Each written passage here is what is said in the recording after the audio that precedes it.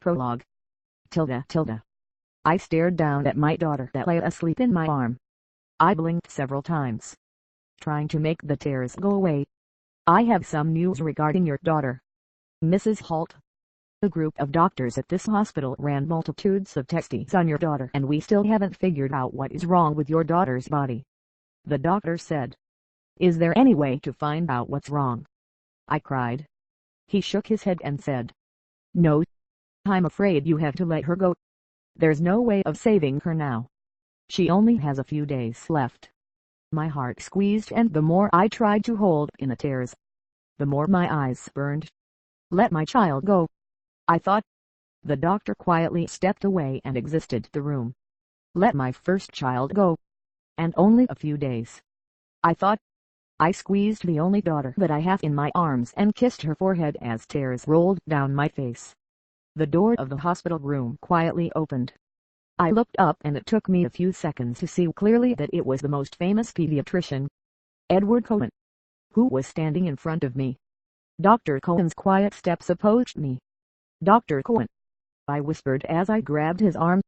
Dr. Cohen, please help me. She must be the one, Dr. Cohen said to himself. Please help me. Please. I will do anything. I'll do anything. I can't give you all of my money. I can't give you my house. I do anything. Just help my daughter. I know I'll own you, but please help me. I'll tell you what.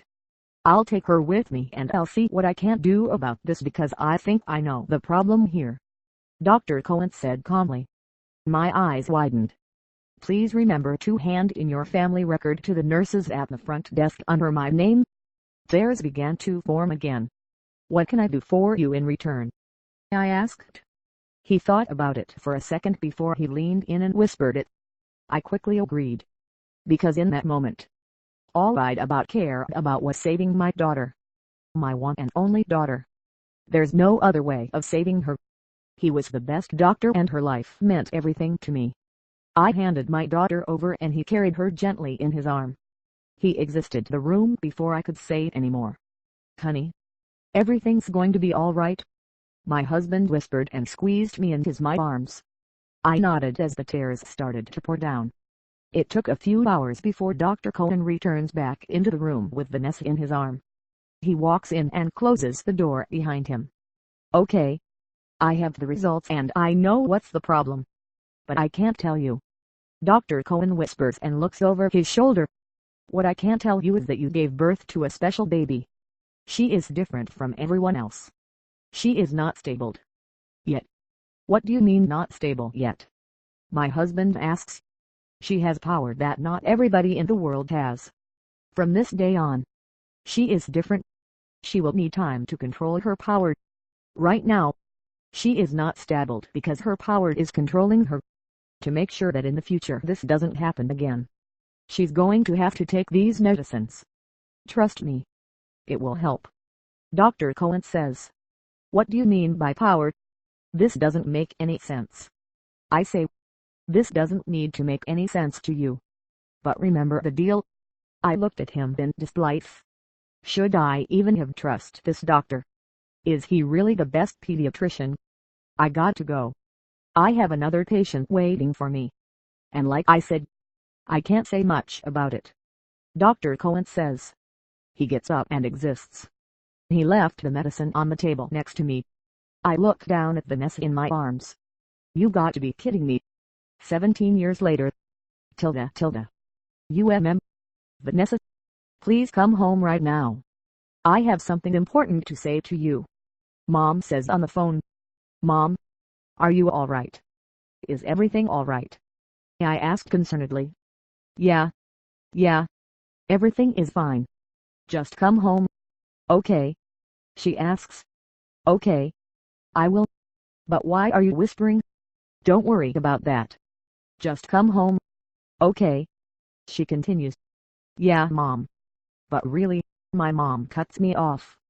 Vanessa Holt. Oh. I'll be right there then. Bye. Mom. See you later. I sang. Wait. Actually, I will be waiting for you in the office. All right. Okay. Bye, honey. Mom says before she hang up. I gave the phone back to the secretary. Miss Song. She put down the phone and with her southern accent she said, "Joe Pumpkin Pie. I think your mama is going to pick you up soon. You better hurry and get your things packed." "Okay," I said. "I'll come right back." "All right, darling. Gallop along," she said and turns back to do her thing. I ran down the hall to composition class and packed all of my things. I went back to the office again. This time, my mom was there filling out some form. "Hey, Mom," I said, relieved that she is okay. She quickly looks up and shoved the papers that she was filling out in her little brown bag that she carries everywhere. "Hi, honey," she said, smiling as she pushed some of her hair to the side of her face. "What was that paper about?" I asked, looking down at her bag. Her smile dropped, and I could see that she was trying to put the smile back on. She put one hand on her bag to make sure it was closed. "Oh, that's nothing. Really. Let's go home now," she said and guided my shoulders towards the back door that led to the parking lot. "Okay, I said stiffly, but I could feel that my mom was hiding something from me. When we stepped outside, I shielded my eyes from the blazing sun. I blinked several times before my eyes adjusted to the brightness. We got into the car and Mom started the car. It was silent all the way from the school to our house. The atmosphere in the car was extremely awkward and tense. My mom drove around a corner and I could see our house. It was just another ordinary house that anyone could be passing by. But today, it was different. Outside of our house, there were two long limos. My mom stopped the car a few blocks away from our house. I heard my mom sigh softly before I turned to her. "I knew that from the very beginning you were hiding something from me. Tell me now." "Mom, what is this?" I said, pointed at the very rich-looking people outside of our house. "Honey," Mom said softly, getting out of the car. She paused, deciding whether she wanted to break it to me now or later. "We'll talk about it in the house." "Okay." She slammed the car door shut and started walking towards the house. I quickly followed her. "Hi, Mrs. Holt. How are you and Vanessa doing?" the teen dad asked. I raised my eyebrow at him. "How does he know my name? Mom better have a damn good explanation about this whole crap," I thought, crossing my arms. "I am doing very good. How about you, Mr. Cohen?" my mom said, smiling at him, before shaking his hand. But there was something in her eyes that told me that something bad is about to happen. I looked at the teen mom. Damn, she looks like a model straight from the Bloomingdale's magazine cover. So thin and beautiful. Who is she? Is she a supermodel? I thought. "I am also doing very well," Mr. Cohen said. I looked at the son. "Whoa. Is he gorgeous?" He also looked like a male model straight from the runway, I thought, staring at him for 5 more seconds. I can't tell that his type. Girls just take a look at him and they would fall for him madly. I rolled my eyes. I squinted my eyes at the sun. My head started to feel light and dizzy. I looked at the boy again to see that his mother is whispering something in his ear. I only caught the word, "love." "Sorry to keep you all waiting, but let's go inside," my mom said and took out the keys to open the door. As we walked in, I can't feel that boy's eyes at me. "Please sit here," my mom said, and they sat down in silence. That boy's eyes are still on me, eyeing my body like saying if my body was a type of body that he likes. I didn't dare to look at him and I didn't like him already. After a moment, my father came home. "Hello, Mrs. and Mr. Cohen," my father said. Again, I sensed something between them. They have a connection. Strange. Father settled down and looked at me and then looked at Mom. Mom looked at him back. Nudged him a little. This was awkward and I can't take it anymore. "Okay. What is going on?" I asked, interrupting the silence. My parent froze. I feel foolish in front of the guest. Whoever they are, I still feel foolish. My parent turned and faces me. How should I say this? Honey, Mom said and clasped her hand together. I know when she says how should I say this. Honey. Phase. It means there's bad news ahead. I gulped. I crossed my fingers behind my back, hoping it not something really bad. Please, I said a silent prayer.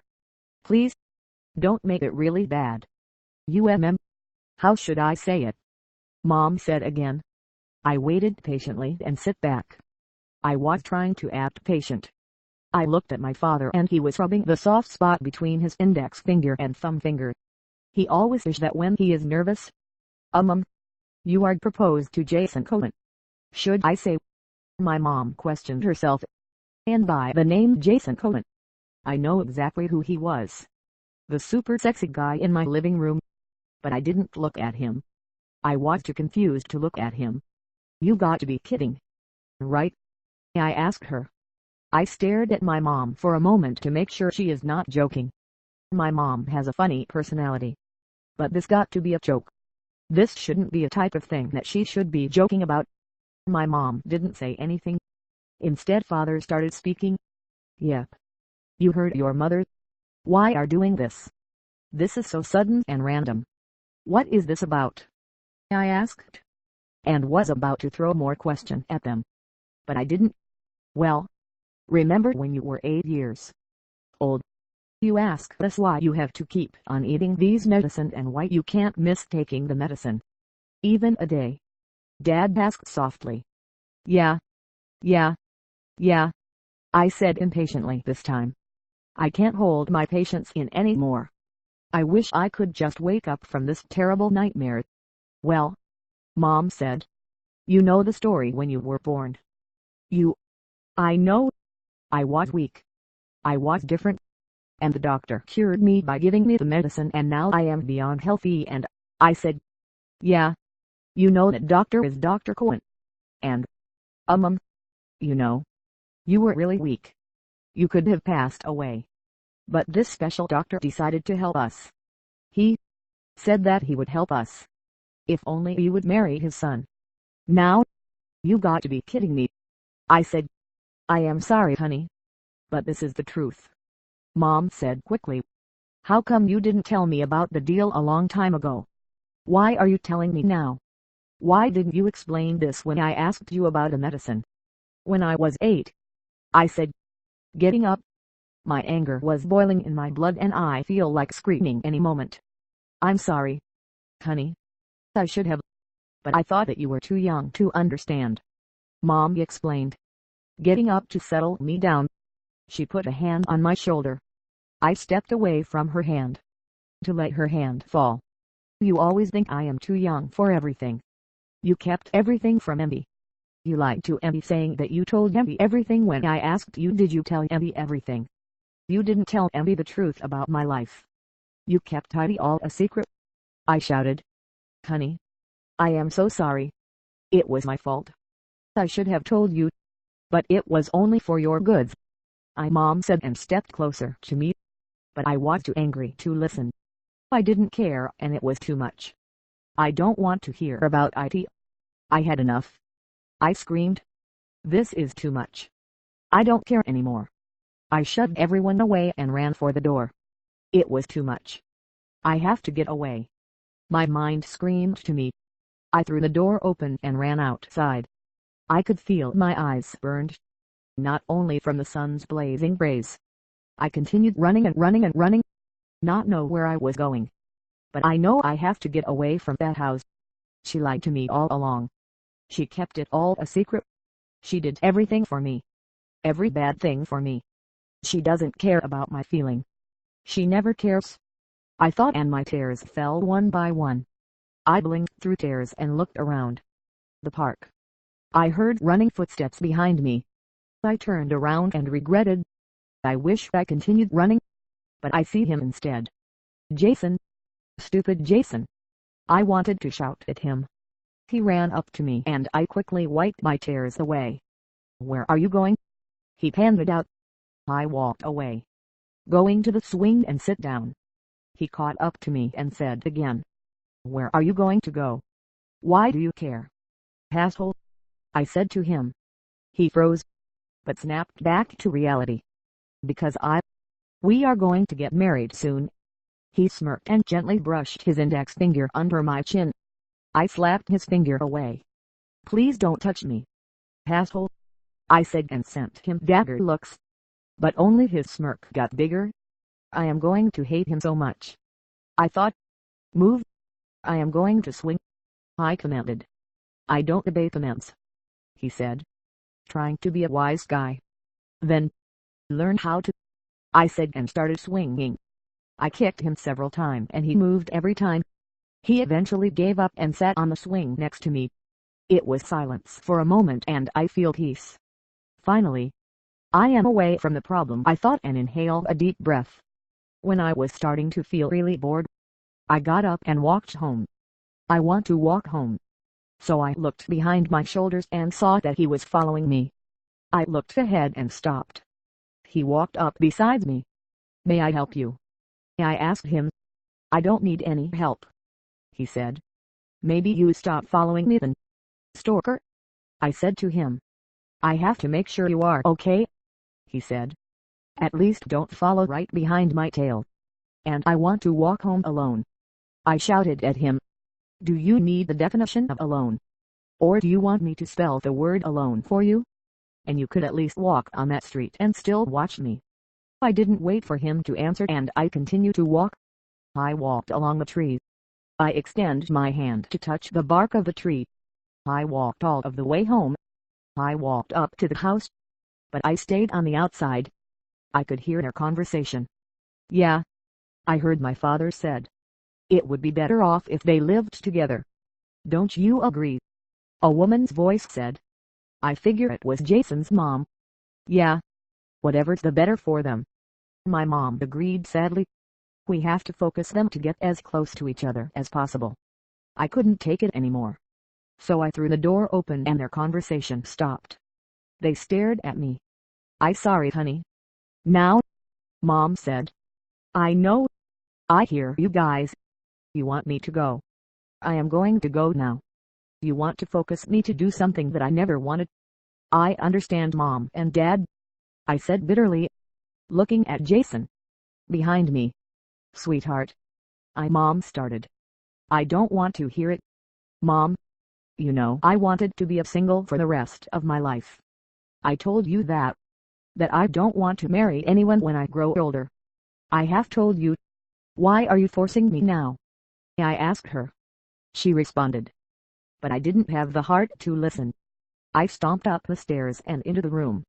I locked the door and cried in silence by the door. Someone knocked at the door and I screamed. Go away. I don't want to see you. And threw my brush at the door. I don't care if it was my mom or dad. Or is it the guest? I certainly don't care if it was Jason the bastard. I sat by the door for maybe an hour. Or maybe it felt like an hour. I grabbed my suitcase. I knew that they were still down there. I could hear their voice. I knew if I go down there again, we would have an argument again. There was no point talking to them, I thought. They have planned everything out already and I bet they would not change their mind no matter what happens. I opened the suitcase and threw everything in. I didn't care how messy it was. When everything was packed, I make sure the door was locked. I threw myself on the bed and fall asleep. Separations and totally confused. The next time I woke up, I was on an airplane.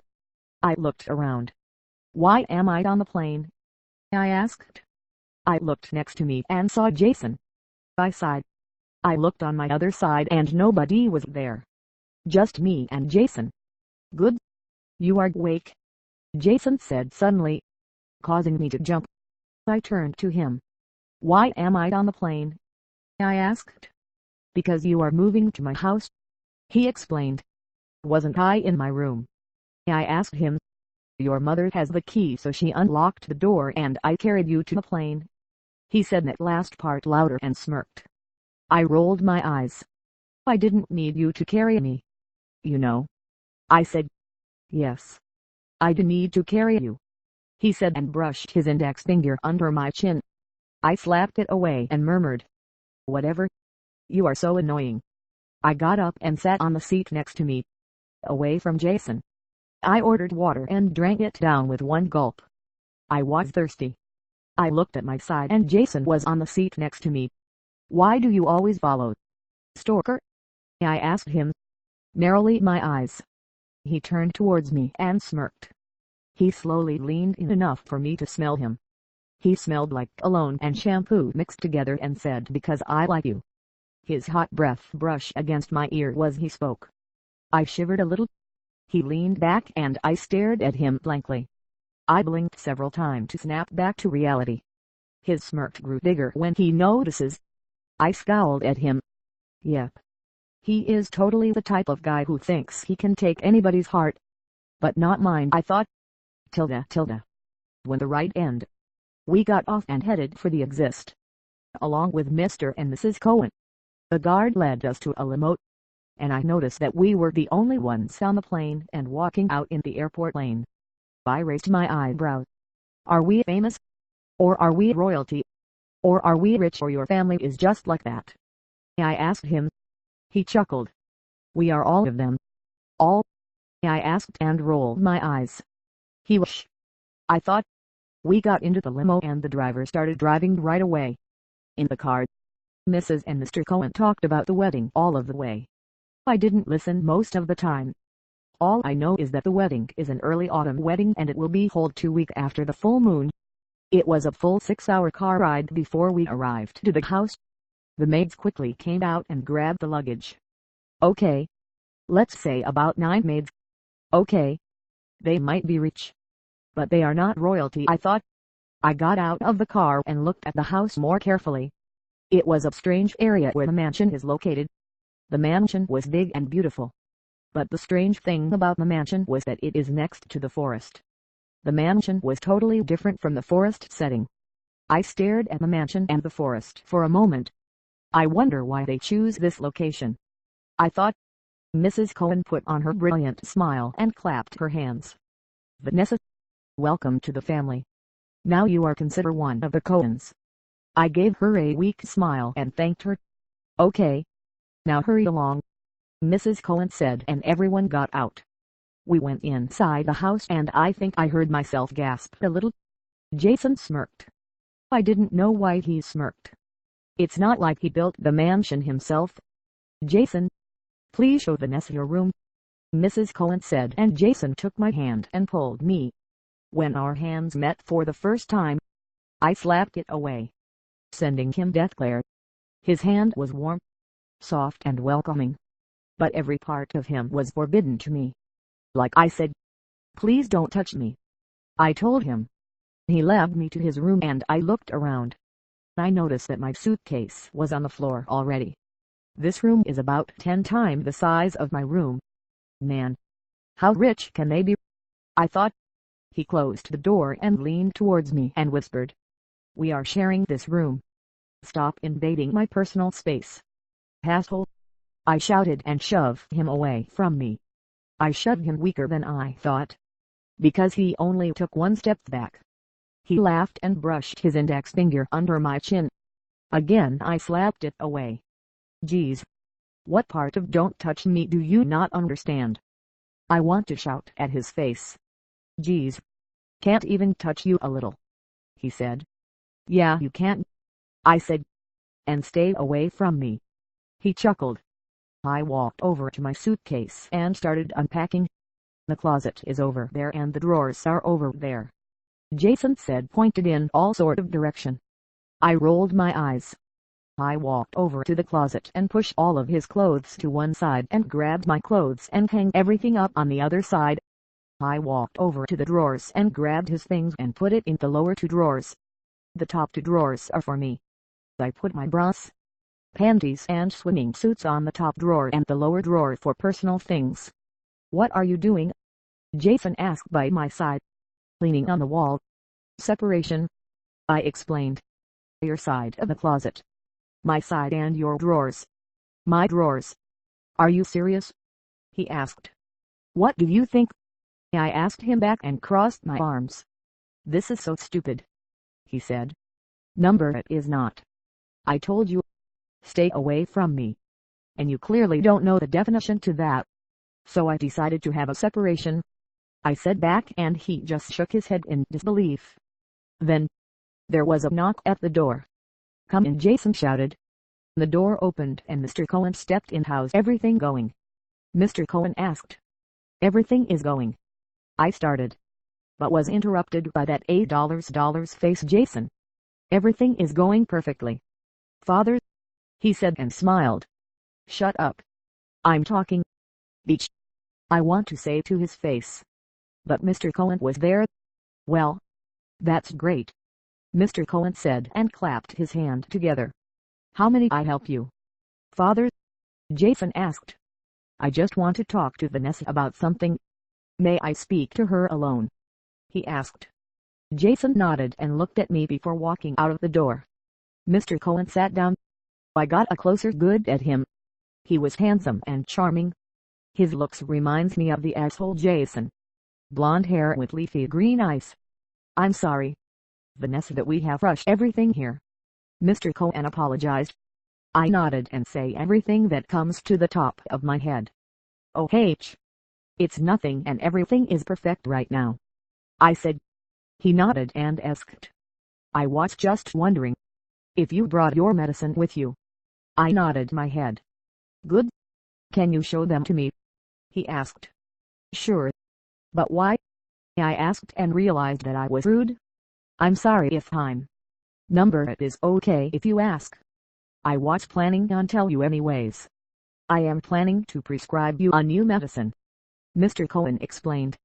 Unlike Jason, Mr. Cohen understands people's feelings. I thought. I got up and go get my medicine that I ate my whole life. I handed to him. He took it and poured one out. A pill with red liquid on one side. He shook it for a moment and studied it. "I will take it and study it in my laboratory," Mr. Cohen said. "In the meantime, you take this pill." He handed me a bottle of pill. It was different. Instead of liquid on one end, the whole pill was silver. Just plain old silver. "This pill will get you sick. You'll understand later. We are going to have meetings if you want to," Mr. Cohen said. But I just shook my head. Even though I have thousands of questions. "Okay. I will take these medicines in my laboratory and examine these. Meanwhile, you take this pill every other day for every meal," Mr. Cohen explained. Still looking at the old medicine. "If you need anything or have any problem, just look for me in my laboratory." Again, I nodded. "Great. Now I have to go.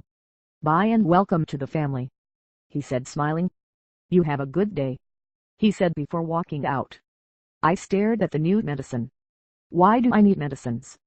The old one was perfectly fine, I thought. The doorknob turned and Jason came in. "What happened?" he asked. "Nothing. It is none of your business," I said and shoved the medicine behind my back. I guess I haven't done it fast enough, because Jason turned pale. "No," he whispered. I looked at him. "What?" I asked him. "Let me see that," he said louder. "No," I shouted. He jumped on me and wrestled me. He is heavy. I swear I could be crushed under his weight. "Get off of me," I screamed, wrestling him back to break free. But he was so much stronger than me. He quickly snatched the medicine from my hand and held it too high for me to reach. He got off of mine and I tried tippy-toeing, but I still could reach the medicine. "Give it back, you asswipe," I screamed. Jason continued to hold it high up. He studied the bottle and he turned even paler. "Number it can't be that one," he whispered. "What?" I asked angrily. I stared at him and blinked for a moment. I froze. Was that my imagination? But did his eyes turn silver, like the color of the medicine? I thought for a moment. I stood here speechless. He stomped towards the door and headed out. I shook my head. That can't be. Maybe it was just my super eyes. I have super eyes and that cause me to see things that no one can see. I swore it was not an imagination, my other side said. I shook my head and ran out of the door trying to find Jason. I ran down the hall until I heard shouting. "Father, you can't do this. I heard Jason shouting. I walked towards the door and leaned on it. "Shh. Keep it down, son," I heard Mr. Cohen whispered. "Dad, it is too early. She is going to freak out," Jason exclaimed, and I can infer that the word she means me. "Number, honey. It is not too early. She has to know about it," another voice said. By the high-pitched voice I know is Mrs. Cohen. "She is going to think that we are monsters," Jason said. "What in the world are they talking about?" I thought, completely confused. "No, I am not going to let her take the medicine yet. I am going to," Jason said, but was cut off. "Jason, listen," Mr. Cohen exclaimed. "Listen to me. I will decide when I want to tell her, and I decide when she should eat the medicine, which is today. And I don't think it is too early." I have never heard Mr. Cohen's voice sound that mad. Then, the next time I know is that the door swung open and I was falling sideways. The fall seemed slow, like it was on purpose for me to see everything. And this time, I swear I am seeing what I am seeing. And this time I was believe what I saw.